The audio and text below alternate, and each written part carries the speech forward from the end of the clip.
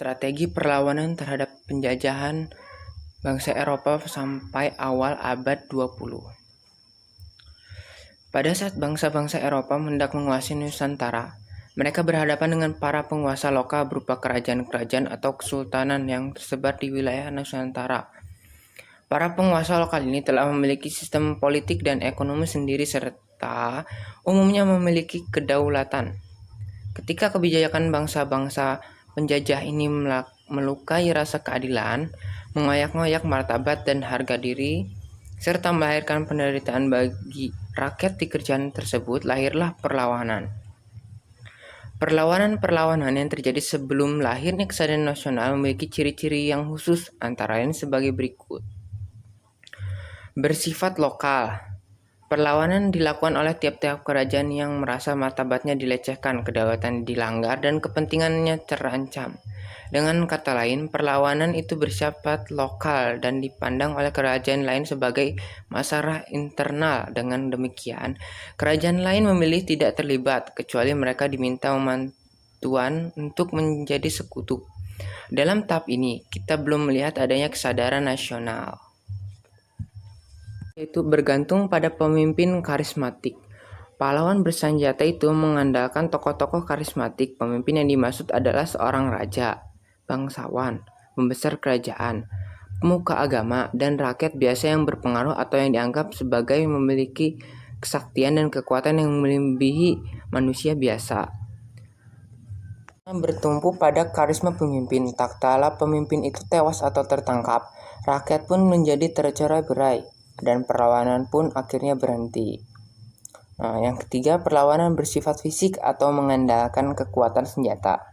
Teknologi persenjataan modern belum dikenal masyarakat Nusantara ketika itu. Perlawanan yang mereka lakukan mengandalkan berbagai jenis senjata tradisional khas daerahnya, seperti rencong, kelewang, pedang, dan keris. Meskipun menggunakan senjata tradisional, Belanda tetap kewalahan.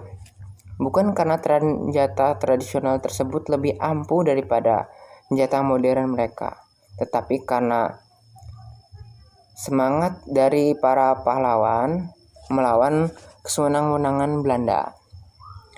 Yang keempat, mudah dipecah belah atau divide et impera, pecah belah dan dikuasai, adalah jitu penjajah kolonial Belanda menaklukkan perlawanan-perlawanan di Nusantara. Kaum penjajah dianggap lawan oleh para penguasa di daerah Nusantara ketika mereka dianggap mengancam kepentingannya. Sebaliknya, para penguasa daerah menganggap kaum penjajah sebagai kawan ketika mereka dianggap dapat menjadi sekutu dan menaklukkan saingannya.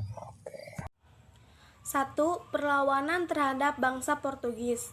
Menurut sebagian sejarawan, sebutan kolonialisme Portugis, kolonialisme lebih tepat diarahkan pada VOC, Inggris, dan pemerintahan Hindia Belanda. Alasannya, mereka memang bermaksud menguasai serta mengembangkan sistem politik, ekonomi, dan militer di Nusantara. A. Perlawanan Kesultanan Ternate. Monopoli perdagangan, campur tangan terhadap urutan internal Kesultanan Ternate, serta penyebaran agama Katolik membuat rakyat Ternate di bawah pimpinan Sultan Hairun. B. Perlawanan Kesultanan Demak. Penduduk Portugis atas Malaka pada tahun 1511 serta kebijakan monopoli yang diterapkannya membuat aktivitas perdagangan para saudagar muslim di tempat itu terganggu.